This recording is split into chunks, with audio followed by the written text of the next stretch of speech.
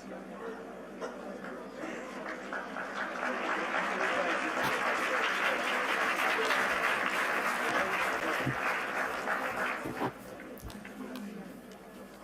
it?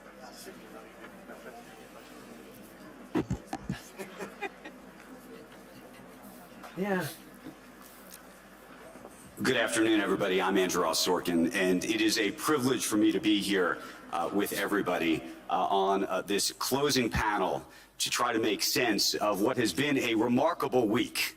And we are going to talk all about it and what it portends and means for the economic outlook for the globe. We have some of the most remarkable perspectives here to try to make sense of all of this. And let me go through who is here with us. ECB President Christine Lagarde is here. IMF Managing Director Dr. Kristalina Georgieva is here. The Saudi Arabian Finance Minister Mohammed Al-Jadaan is here. WTO Director General Dr. Ngozi is here. And we have Pfizer's Chairman and CEO Albert Bourla as well. So we have a full cast to try to explain what has just happened in front of our eyes, but maybe more importantly, what it means for what comes next. So I want to start, if I could, with Madame Lagarde. And this is where I want to go with this, if I could, because I think we're all trying to figure out what we just saw. I think there was a lot of whiplash throughout the week.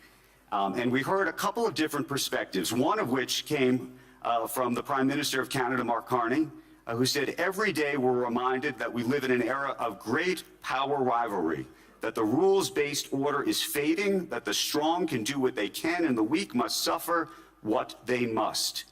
Let me be direct, he said, we are in the midst of a rupture, not a transition. And I think we all want to understand whether you agree with that and what it means. Thank you so much, Andrew, and good morning to all of you.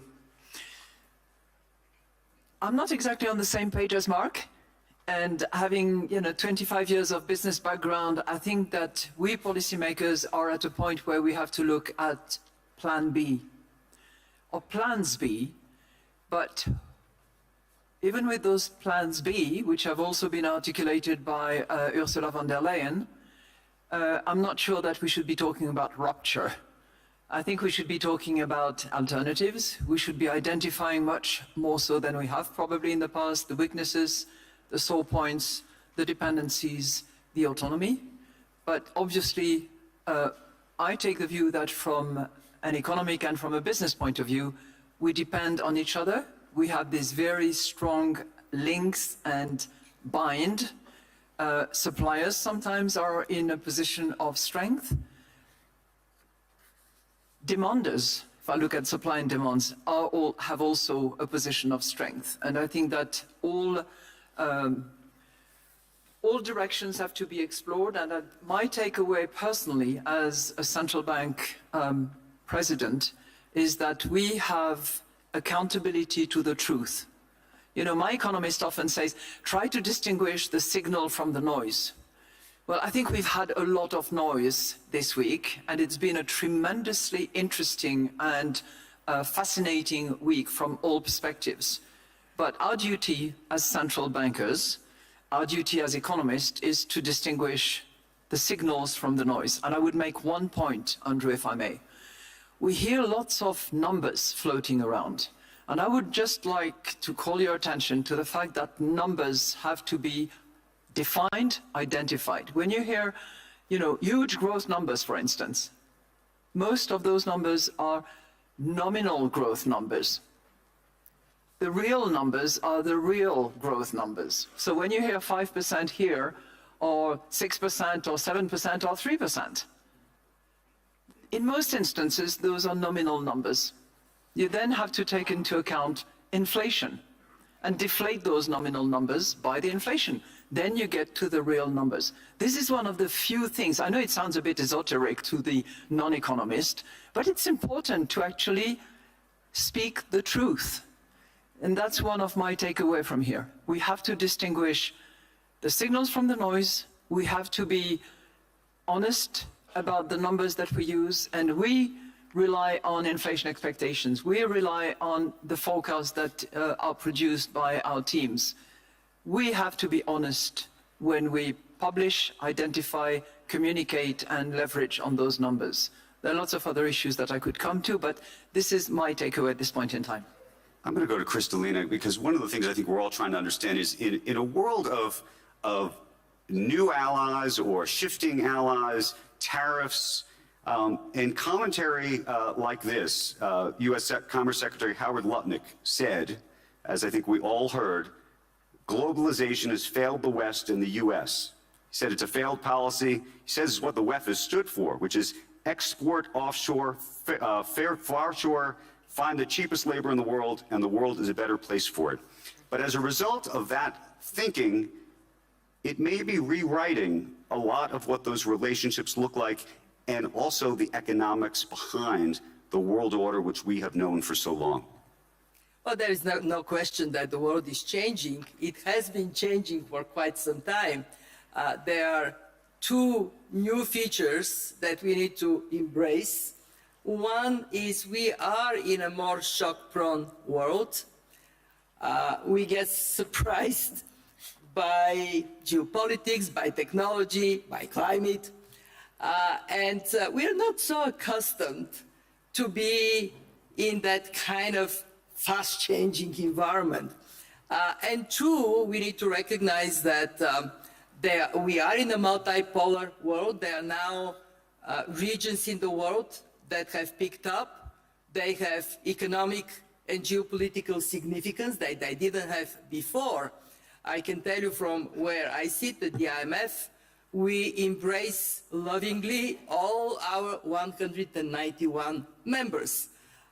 And for a long time, we would do analysis at the country level and then at the global level. And now we recognize that we need to look at these regions. We need to look at the world as it is changing.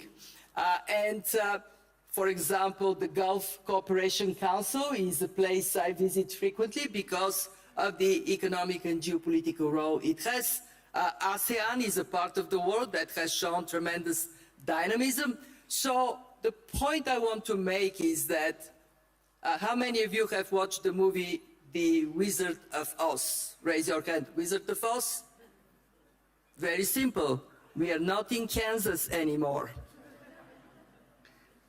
Dr. Ngozi, weigh in on this for us, because the other piece of this is, despite all of the various things we learned this week and what seemed like a lot of back and forth, and all of the consternation and hand-wringing, the economic numbers and the outlook, for the most part, seems to be remarkably optimistic. Yes, thank you, Andrew. I know it's hard for people to believe, especially with the tremendous disruptions we're seeing. So sometimes when you quote the numbers, and like Christine said, we have to be careful, numbers we're quoting, but I like to speak based on the numbers I see. People get surprised, but why should you be? Some of the systems that were built over this past 80 years were remarkably well built. And so what is happening is that in spite of all the disruptions, there's some resiliency built into the system. And that's what's showing up, along with other new things that are happening. So for instance, on the trade front, trade has suffered the biggest disruption in 80 years, global trade. There's absolutely no doubt about that. Global trade rules have been undermined. But I think the system has been put together in such a way that is quite strong, and it will take a lot to destroy it. Because we find that when we do the analysis, we haven't changed our methodology. 72% of world trade is still going on WTO terms, and people find that difficult. So the system is resilient. But does that mean that it doesn't have problems? Absolutely not. So I always say I may not agree with the unilateral actions on trade that have been taken, but I certainly agree with some of the diagnoses that things are not going well and things need to change. And that's why the WTO were very keen on reforming. But let me say this, from this week, there's one message. When I came in, I was in another interview. And last year I said chill. When I was asked what should we do with chill. Last year, last Davos. Are you And it still went chill? wrong. I said, steady nerves this time. Steady nerves, meaning that you don't have to react immediately to all you see. And that's why I shared Christine's, let's separate the noise from actually what is happening. You need steady nerves to assess what the situation is and to react. If you react immediately, you may react the wrong way. But let me also then add that what we should learn is that anyone who has too many dependencies, if business people and policymakers leave this place not knowing that they have to manage their dependencies, then they've not taken away a lesson. If we are over-dependent on the US for markets, from the trade front, over-dependent on China for critical supplies, we need to diversify. And I think part of what Mark was saying was that he is trying to diversify Canada in trade, and we are supporting that. Our members should diversify their trade. But just to follow up on that, do you think this is a forever situation? Meaning there's some view that President Trump has taken a very aggressive approach around tariffs and around allies, and that he will be in office for another 3 years, but that the world could change in the future as a result. And then there's other people who think this is a state of permanence. Some of these divides, some of these tariff issues, some of these issues around supply chains and resilience and other things, some on the good side, some on the bad side. So how do you see that? I don't think we'll go back to where we were. You don't? No. And I think that if I were a business and a policymaker, I would be planning against a world that is not going to go back to where it was. A world that will have built-in uncertainties in it, and therefore I need to plan for how I'm going to be resilient with my business or my country. And I so touch on something Kristalina says, if I was running a country, I'd be trying to strengthen myself and my region. And I'd be looking at my region and then building resilience. So I don't think things will go back, but they will not be as bad as maybe we'll have a slightly better steady state for the future, but I don't believe we're going back. Can I bring a little bit of historical outlook on that? I agree with Ngozi, but I would add this. We have always traded and we will always trade. Trade is like a river, water. You put obstacle, it goes around it. Yes, it would be different, but there would be always the necessity of Dr. Ngozi to look over world trade. I don't know if you're clapping for me or for WTO, but whichever it is, we welcome it. I agree. There'll be a call. The multilateral call will be needed. Let me go to Minister Al-Jadaan. I think one of the other pieces, and they're actually not as big a discussion this week in some ways, though the topic of energy came up repeatedly, but oftentimes in the context of AI. But let me ask you, in the context of geopolitics, what you think of the impact of what's happened with the U.S. and Venezuela, and ultimately what you think it means to the price of oil, and how you see all of that playing itself out. Thank you very much. And I would like actually to just comment on the earlier discussion very briefly, and then I'll come to the energy market. It was interesting to hear a lot of discussions, including in the last 10 minutes, about we are living in a new world order. And I think it's interesting because we need to define we. And I think I can tell you a lot of we, our region is included, have actually been living in a different world order for decades. So you are just, the West is starting to experience it, and that's why they say we. But we've been living it actually for some time. And if there is, the reason why I mentioned it is, look at those who lived it for decades and how they had to deal with it. And you know, a few examples. I will talk about the Gulf states, but more those who actually even reached the diversification they want is, you know, Singapore, Korea, China, and then look at what we are doing in the GCC. So you need to build resilience, and you need really to focus on what you can control. I mean, I agree, isolating the noise, muting the noise is very important, because you just focus on what you can do, whether it is, like Ngozi said, in your own country or in your own region, and build that resilience. Back to the energy, I think Venezuela has been, I think, a founding member of OPEC, and has been producing oil, even though at a lower level. Very low levels. Recently, or in the last few years.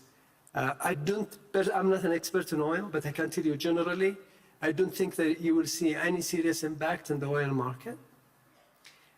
Any increase will take time and will take significant investments. And the worry that we should really focus on is not just Venezuela.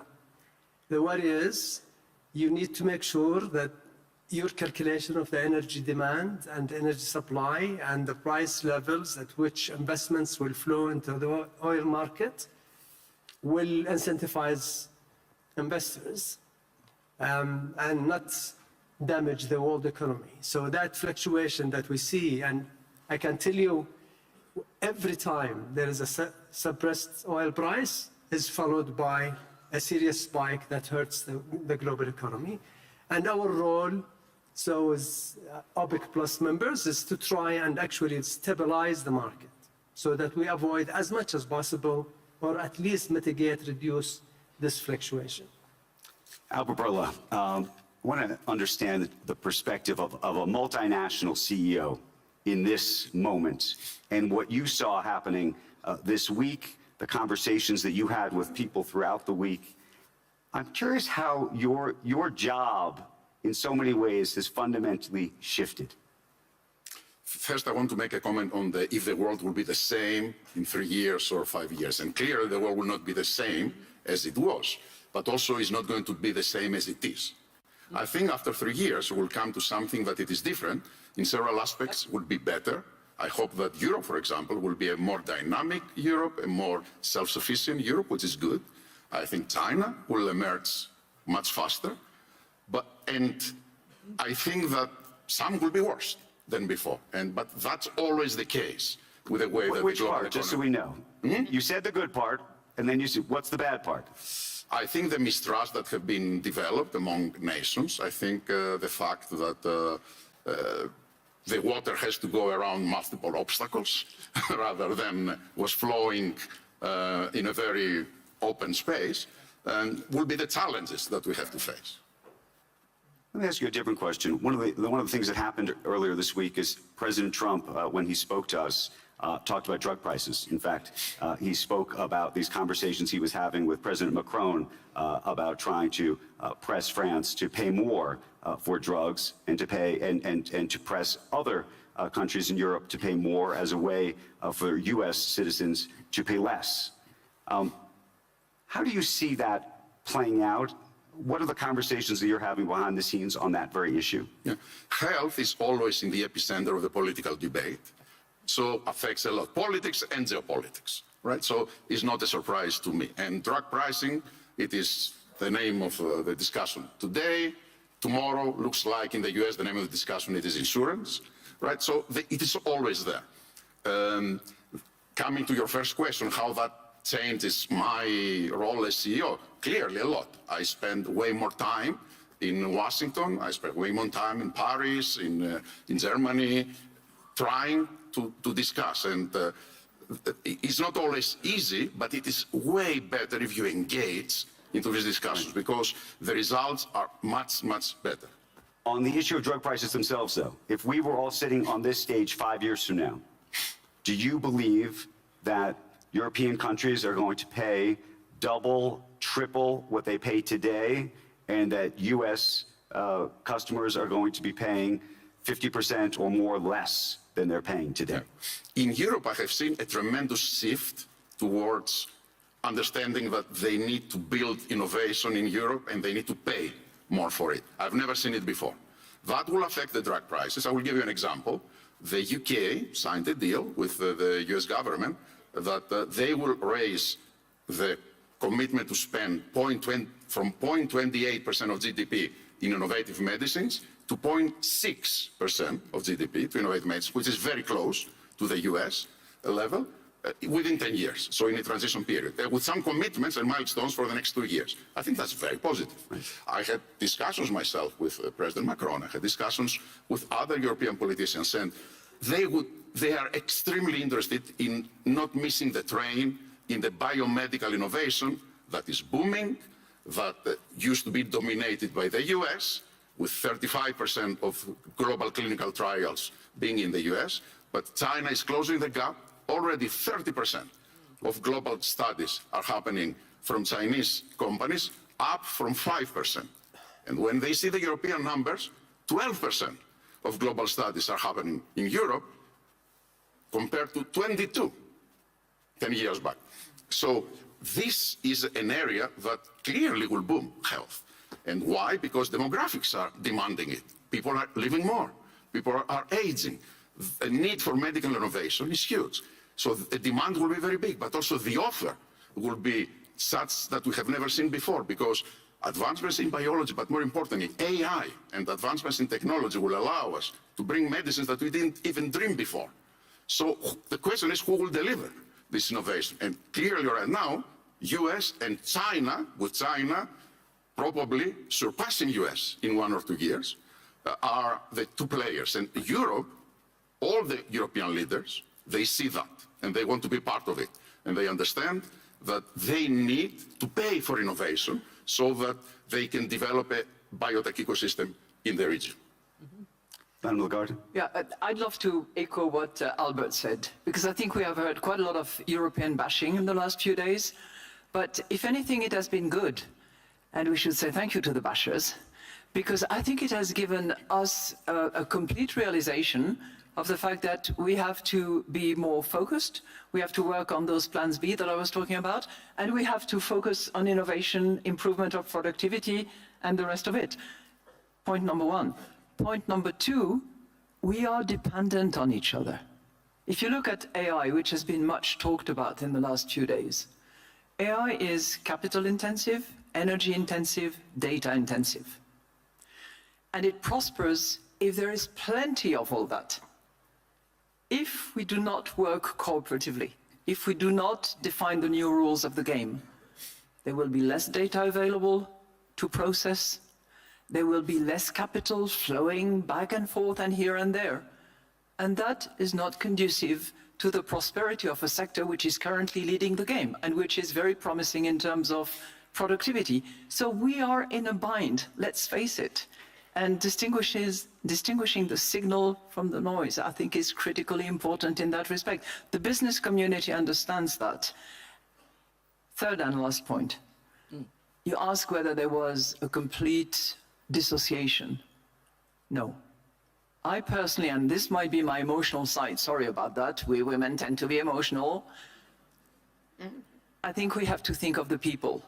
And I have huge trust and affection for the American people.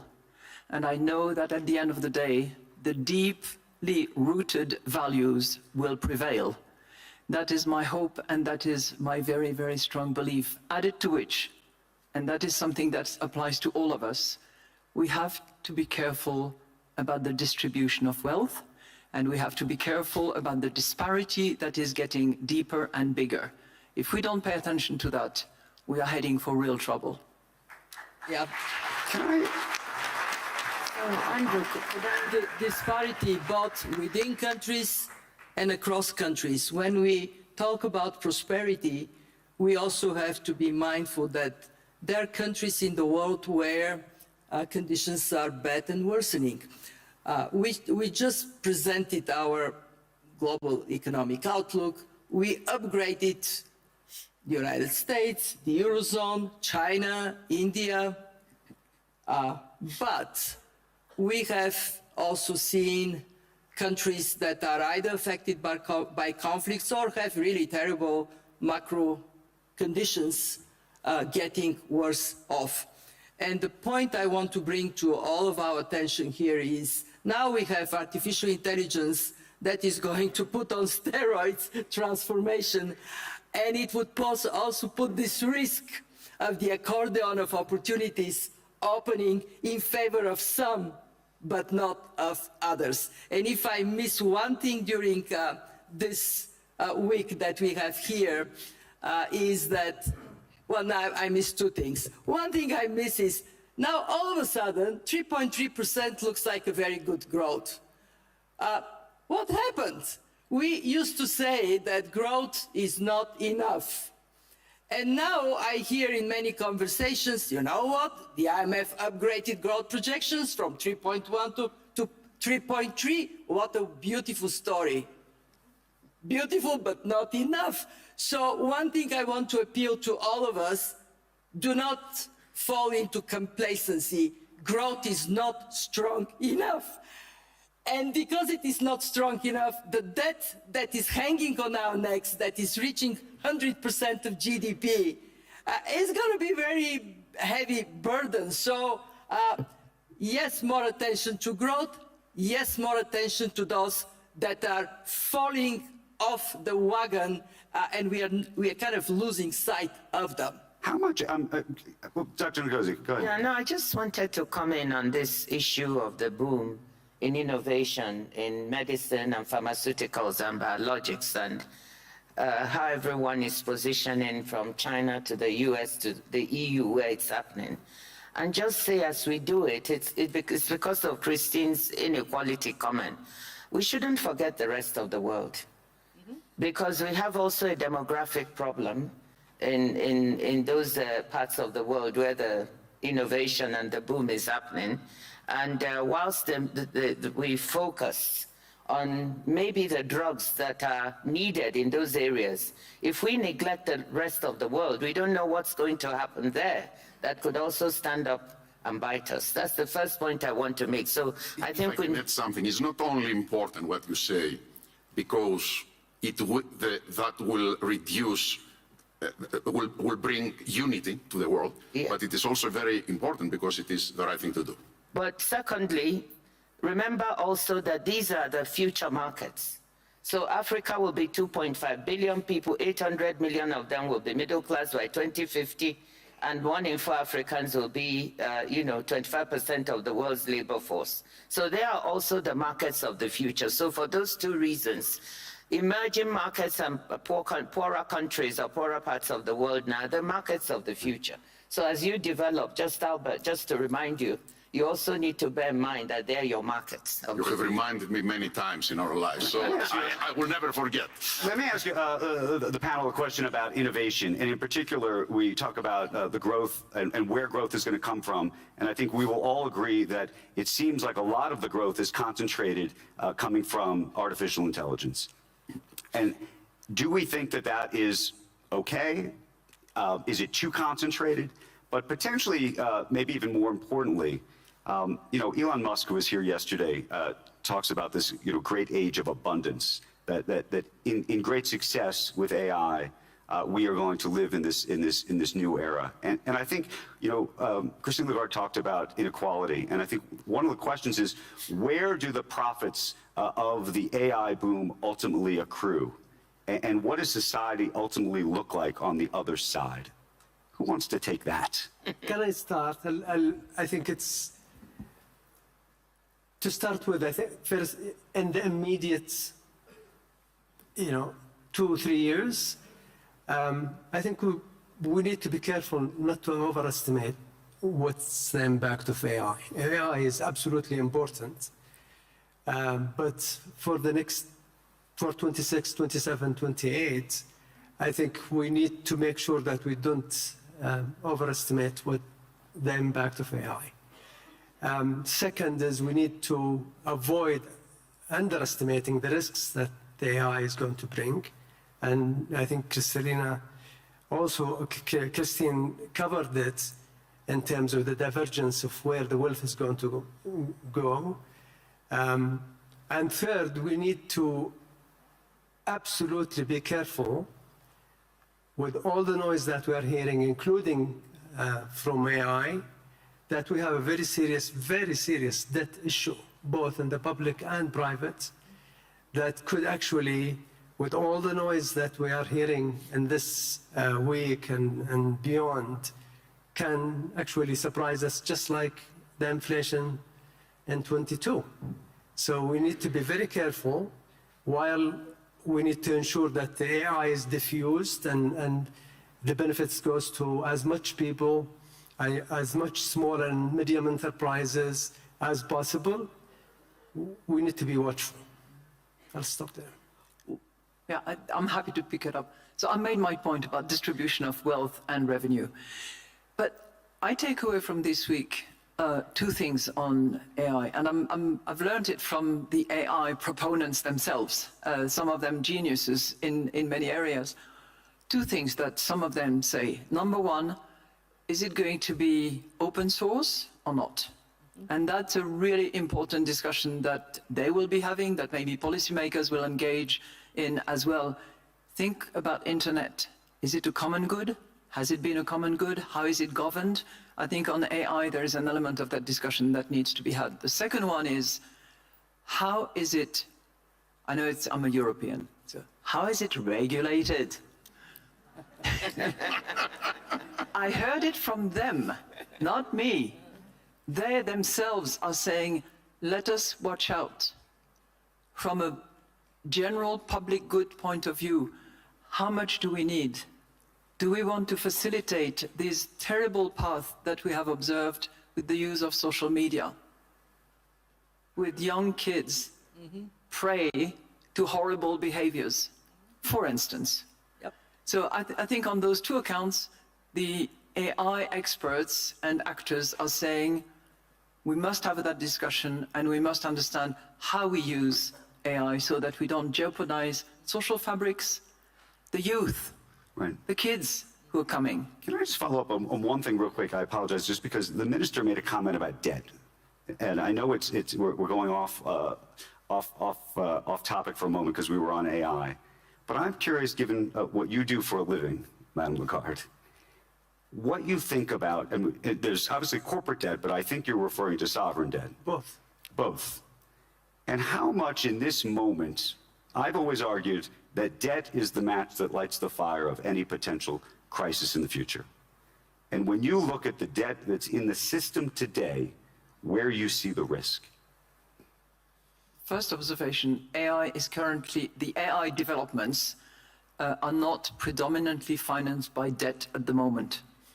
Okay, so I don't see that financing as the actual source for the next moment. There's debt and debt. There's the debt that is used to reform, restructure, invest in sustainable growth, and that is conducive to productivity. That debt is healthy. And then there is the other debt. And is there too much of it? Probably. Can you separate the two, though?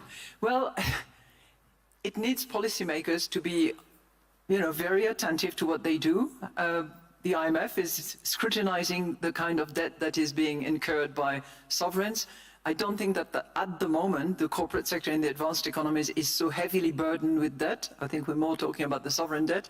And as I said, what is key is to indicate the strategy and the direction that governments adopt in order to keep control of public finance. That's, I think, even more important than the volume itself, which is a concern.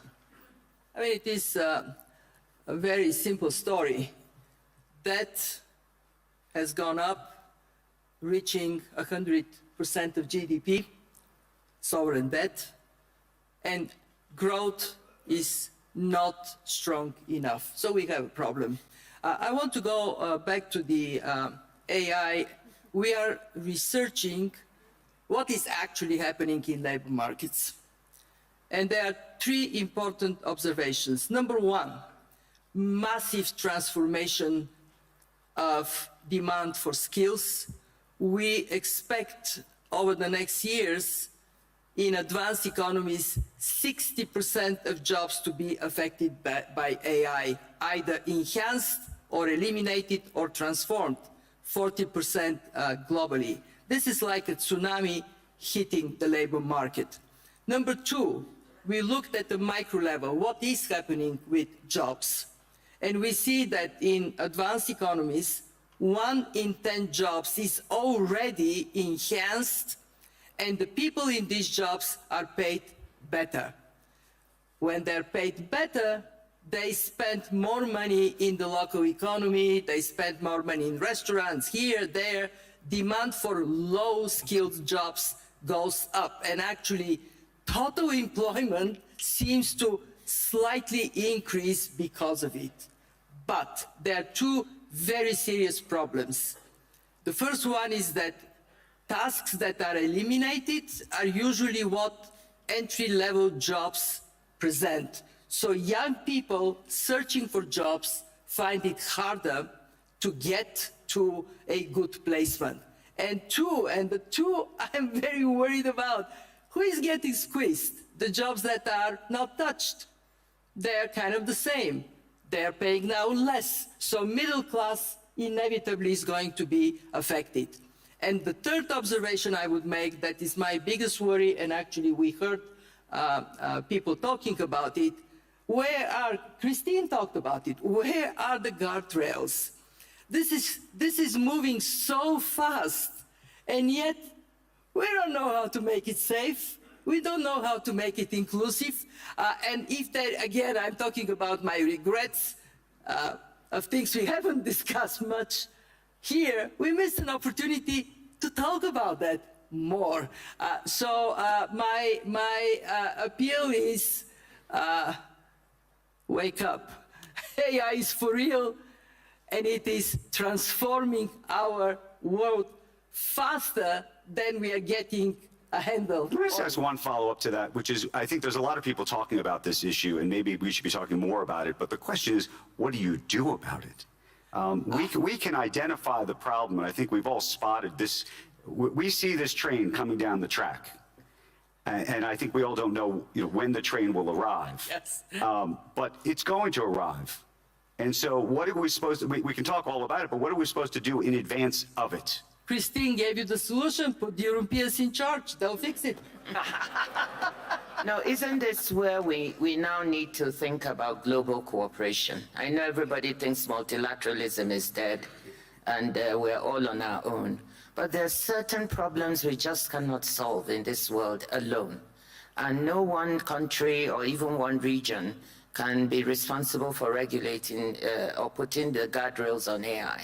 So should we not be looking to global cooperation on this issue, even though that's becoming a little bit of a dirty word? But before I hand over to you, I do want to say one thing.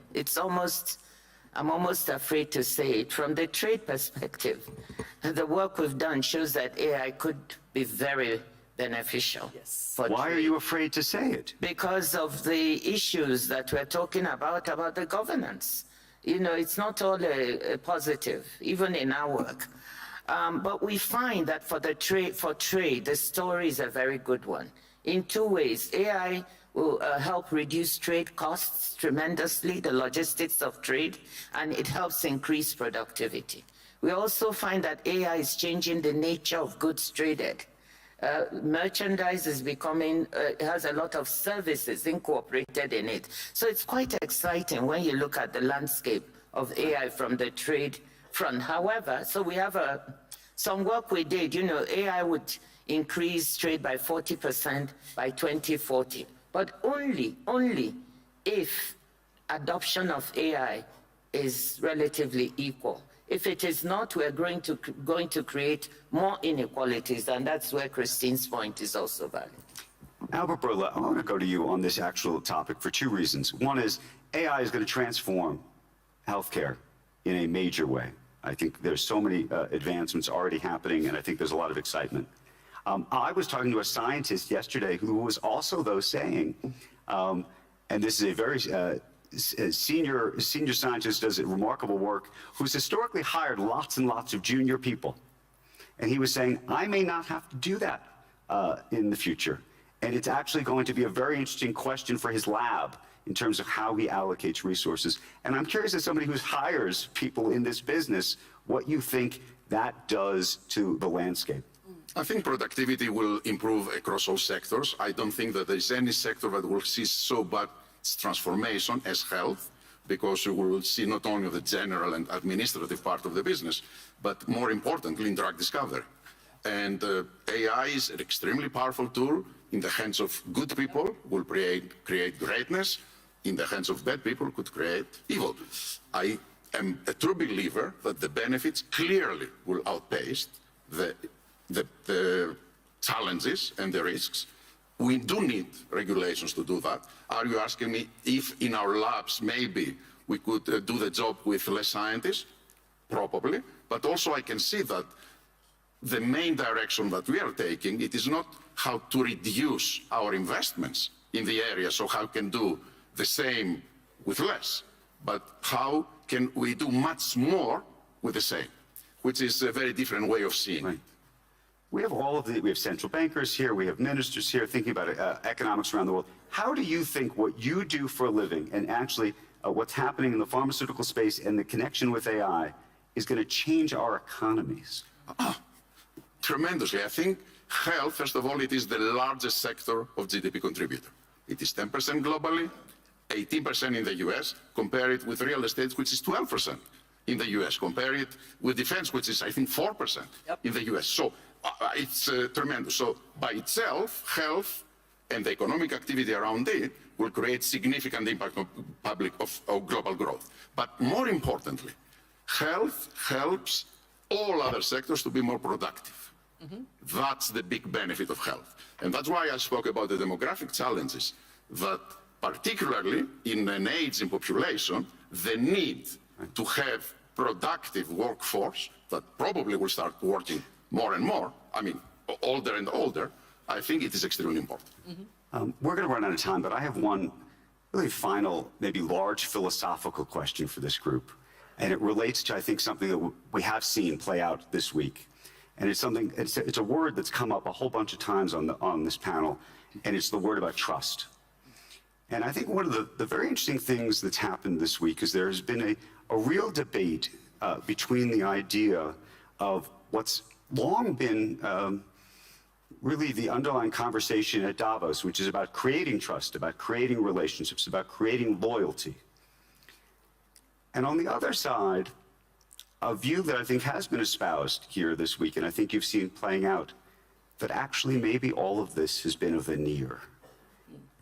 That the world really may very well be about power, that it may be about leverage, that when people in this room go to have different meetings with other people or go to parties or this or that, they go in part because they're trying to gain some kind of leverage over somebody else, and that we are living in some kind of world that that's what it is, but that for a long time we haven't talked about it that way. I think that's actually, to some degree, how some parts of the administration in the United States even think about these power dynamics.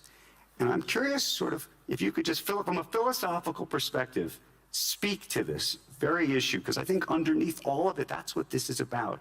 This is about what relationships and loyalty mean, and whether that's real, or whether there's something else that's always been at play, and we're now just seeing it in a different way. Who wants to take that? Could start if you want. I'll tell you two things. One is, it is and has been since, I don't know, God created this earth, a power grab. So it's, I mean, you cannot hide from this. I mean, it has been always like this. Civilizations obviously moved, developed, were more rational and empathy and group work became more valuable, even to the powerful. In today's world, I can tell you the fact, just simplifying it, the fact that 3,000 leaders flew into this very difficult weather village, or took the train to come here, says something that actually even the most powerful needed to come here and seek dialogue, because there are areas where they just cannot resolve it in their own no matter how powerful they are. And I think the whole idea today is we need to make sure that we bring more about that dialogue, that cooperation, embracing forums like this, embracing the World Bank, embracing the IMF, which, despite all the noise again, IMF and the World Bank are being embraced today stronger than what it was before. Because uncertainty requires these kinds of institutions to provide support. I'll stop there. Yeah. I want to second what Minister Haljadan just said. I think trust and truth go well together. And what I take away from this week is that we have a duty of truth. We as institutions that provide numbers, that provide analysis of what is happening, hence my signals versus the noise, and this is how we can maintain trust. Second observation, it takes time to build trust. It doesn't take much time to erode it. I think trust has been eroded a little bit, maybe a lot, but our duty in the spirit of dialogue is definitely to rebuild what could have been eroded. Thank you. On that note, let me thank this extraordinary panel for a remarkable conversation. Thank you very, very much. Please stay where you are for just a moment, because I'd like to introduce Fazil Al-Barham. He's the Minister of Economy and Planning of Saudi Arabia to the stage to deliver some brief remarks about something special that is coming up very, very soon.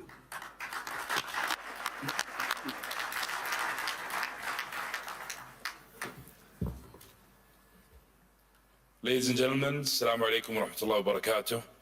I'd like to first start by thanking Larry, Andre, and Borge and the Forum team for putting together a remarkable week, to say the least. As we reflect on the global outlook, uncertainty has weighed heavily on expectations.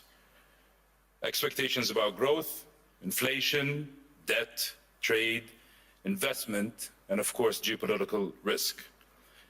Yet the reality has been more resilient than expected. Despite uncertainty, the global economy has endured, adjusted, and continued to move forward.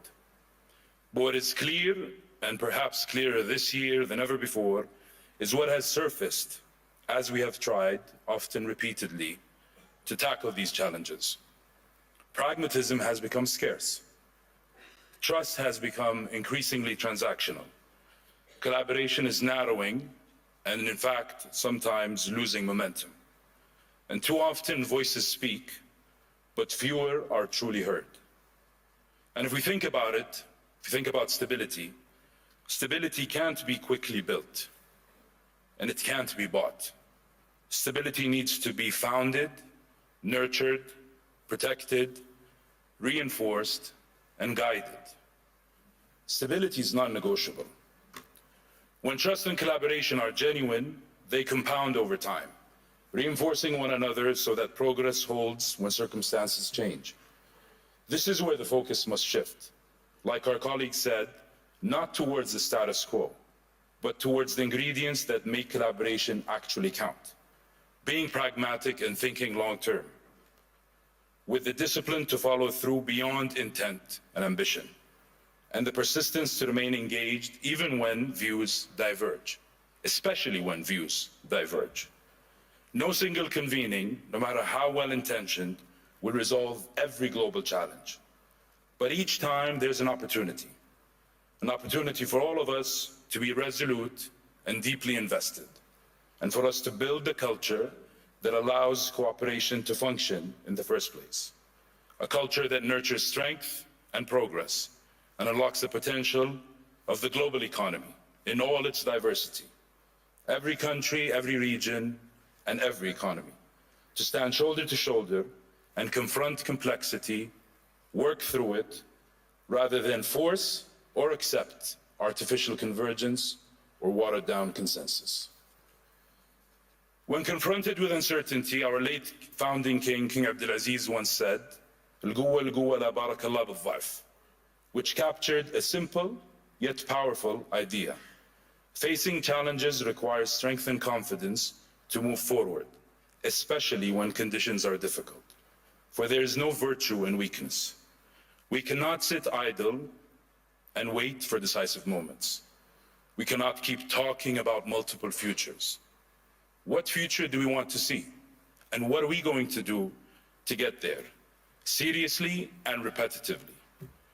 As much as we want to believe this boxing match will end with a knockout blow, reality keeps reminding us and teaching us that this is the full 12 rounds.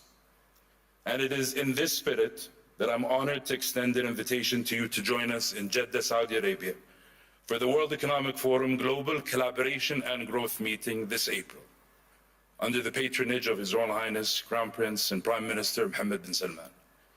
This forms part of an ongoing effort that builds on the momentum of the World Economic Forum's special meeting held in Riyadh, and more importantly, on the platform Saudi Arabia has become, a global capital of pragmatism and of consequence.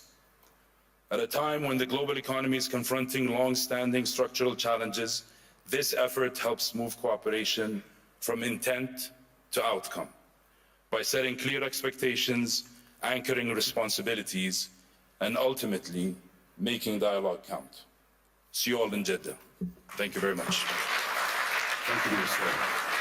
It has been a remarkable week, and we owe an enormous thanks to all of the folks who work at the World Economic Forum. But right now, it is my privilege to introduce Borge. Of course, he is the President and CEO of the World Economic Forum, to the stage for some final remarks for this remarkable week. Please.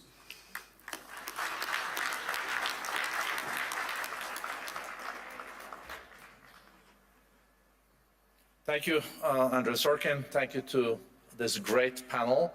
I'm so proud that the three women on the panel is also on our board of directors, Christine, Dr. Ngozi, and Kristalina. So we really have great supervision and inspiration. Dear friends, it's surreal that it's Friday and we're seeing the end of the meeting.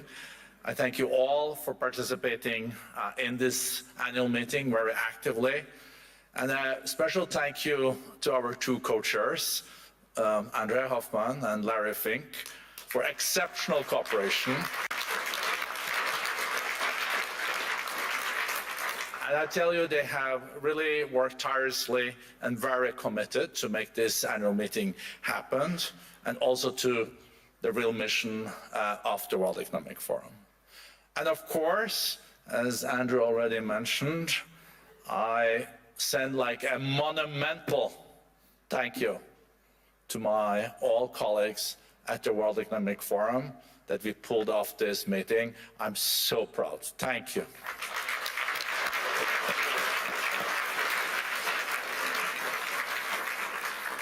The forum is in my view at least, the world's leading platform for multi-stakeholder dialogue on the most complex and often contested issues of the day. We convene, as we have seen during these days, very diverse voices from across governments, business, and civil society, which means that we do see not always agreement. Sometimes we really see strong disagreements. That's okay, because the purpose of the week and the forum's work over the year is to create a trusted space for dialogue. Dialogue is a prerequisite for moving the world forward. If you don't even have a dialogue, you will not see any results. We are not supposed to be like an echo chamber of consensus. Unlocking like potentials for responsible AI, as the panel touched on, strengthening markets, facilitating engagements to address conflicts, discussing how to reach real inclusive growth, and also wealth trickling down, happen if decision makers who do not always see eye to eye talk to each other. This type of dialogue, real dialogue, is never easy. It requires patience, commitment, and creativity, but it is really necessary, because the absence of discourse deepens division. I think pages of history has shown us that it is really filled with walls rising and tension mounting at times, but also of leaders working to find areas of agreement in challenging moments. I think that's what we have seen also during this week. I'm really so heartened to see that this year's annual meeting convened 3,000 participants from 130 countries, 830 CEOs and chairs, 64 heads of state and government, and the numbers were growing every day during the meeting. It's a record. It is a real testament to the fact that one of the most complex global moments in generations, leaders were committed and inspired by our theme, a spirit of dialogue. It is my hope that we can carry this forward in the year ahead and beyond, and the first test will be in the spring Davos in the Kingdom in Jeddah, 22nd of April. So I have to admit, relieved, but also inspired and very thankful. And I would like the two co-chairs, if you don't mind, to join me here on stage so we can give them also a big hug and applause. And thank them. Thank you.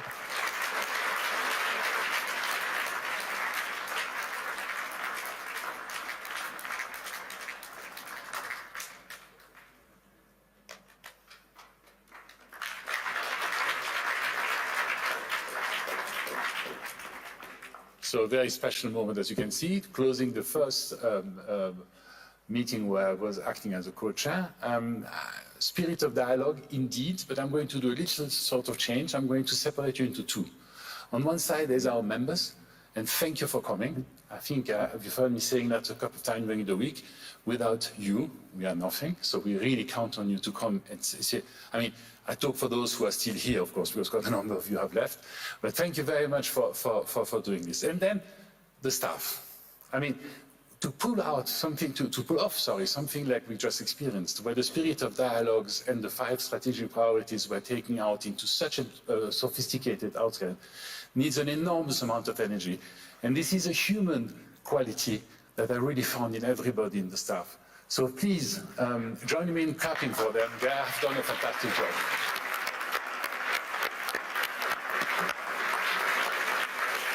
Taking people from all over the world and bringing them together in the wonderful town of Davos with the support of the Federal Confederation and Graubünden is a remarkable achievement. Thank you.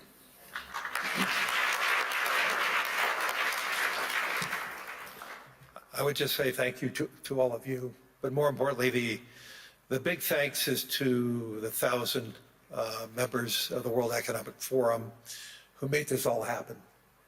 To pull this all together, making sure all the sessions work, making sure that we are consistent across all the different presentations and content.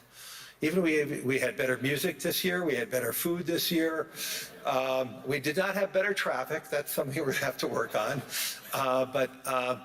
But really a great thanks and gratitude to all the members of the World Economic Forum pulling this off. None of us could have done this ourselves. Hopefully you all saw the great collaboration between Andre and Borge and myself. It really worked.